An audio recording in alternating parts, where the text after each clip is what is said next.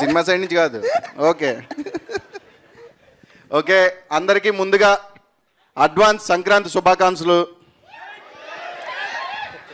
ఈ గోదావరి సైడ్ వాళ్ళు ఎంతమంది ఉన్నారో అంతమందికి కూడా ఈ సినిమా చాలా క్లోజ్ హార్టెడ్గా ఉంటుంది. ఎందుకంటే నేను రాజావారి రాణి గారు చేసిన తర్వాత చాలామంది అడిగారు, అన్న ప్యూర్ గోదావరి సినిమా చేయన్న, ఎప్పుడు చేస్తావు అన్న ప్యూర్ గోదావరి సినిమా చేయన్న అని. ఇప్పుడు వస్తుంది గోదావరి గట్టు పైన.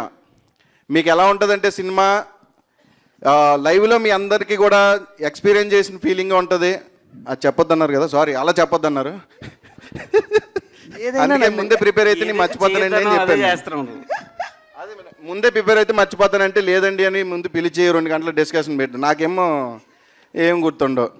బట్ మీ అందరూ చాలా ఎంజాయ్ చేస్తారు.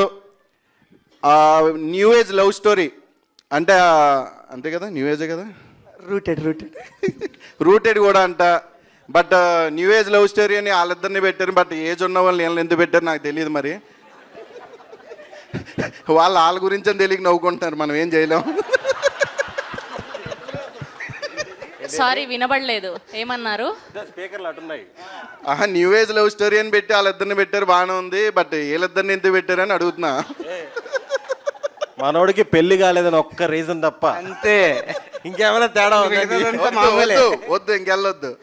బట్ అందరికీ సినిమా చాలా బాగా నచ్చుతుంది. ఎంత ఎంజాయ్ చేసామంటే స్టేజ్ మీద మేము ఎలా ఉన్నామో సెట్లో కూడా అదే వాతావరణం ఉంటుంది. డైలీ ఎప్పుడు షూటింగ్ ఉంటుందా అని వెయిట్ చేస్తూ ఉండేవాళ్ళం.